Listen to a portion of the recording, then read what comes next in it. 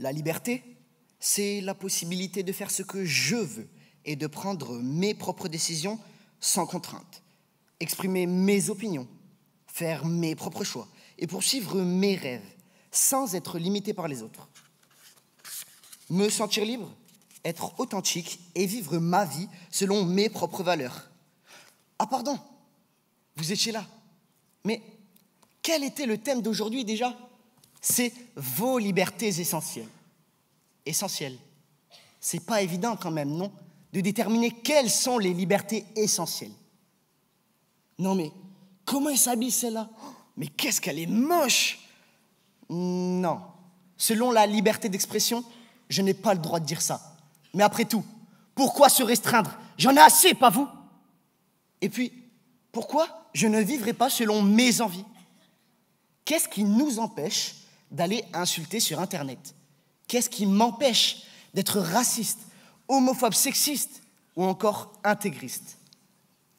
Peut-être les statistiques. Entre 800 000 et 1 million de victimes d'harcèlement chaque année. 122 femmes victimes de féminicide en 2021. 86% des femmes prenant les transports en commun dans l'agglomération toulousaine, victimes de violences verbales ou à caractère sexuel. En 2022, 184 cas d'agression homophobe, soit une agression physique tous les 2 jours.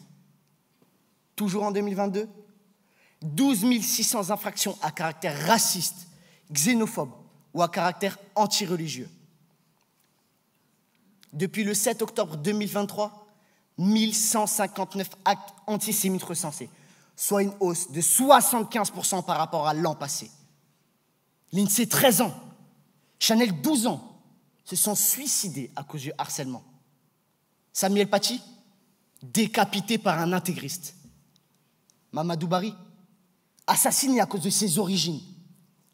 Les journalistes de Charlie Hebdo, assassinés pour avoir osé s'exprimer. Lucas, 13 ans, victime d'homophobie. C'est ça la liberté d'expression? Non, pas du tout. Par contre, elle est essentielle. Au-delà de ça, qu'est-ce qui fait que l'on jugerait les autres? Finalement, la justification des discriminations commence toujours par le « mais », vous ne pensez pas? Je ne suis pas raciste, mais tous les Arabes sont des voleurs. Je ne suis pas sexiste, mais toutes les femmes conduisent mal.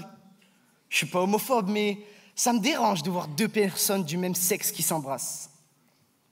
En France, nous avons tous la chance de pouvoir nous exprimer. Alors, on peut peut-être laisser les gens garder tout cela dans leur tête. Et ça, c'est la liberté de penser. Personne ne peut nous en priver. Nous sommes libres de penser ce que l'on veut. Personne ne peut lire ou encore contrôler nos pensées. S'il n'y a pas de liberté d'expression, c'est une dictature. Mais seul un fou se laisse dominer par sa liberté de penser, un bavard par celle d'expression et un intégriste par sa liberté religieuse.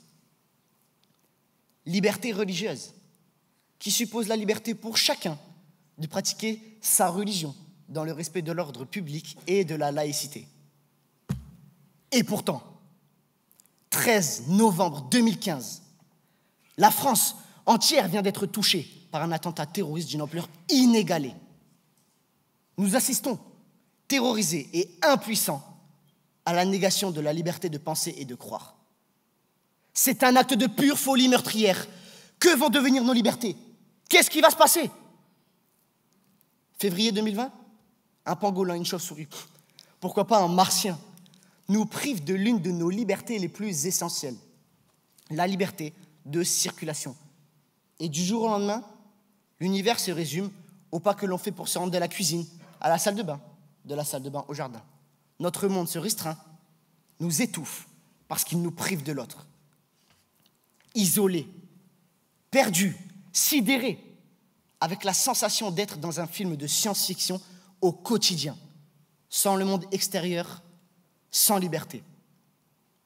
Les libertés, ce sont la constante de notre vie, celles qui ne peuvent pas varier.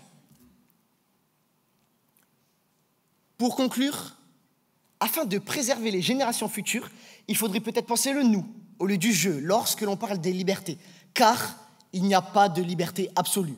Il faut aussi des lois et des contraintes. Comme l'a dit Nelson Mandela, la liberté sans le civisme la liberté sans la capacité de vivre en paix n'est absolument pas la vraie liberté. Et puis, finalement, vous savez quoi?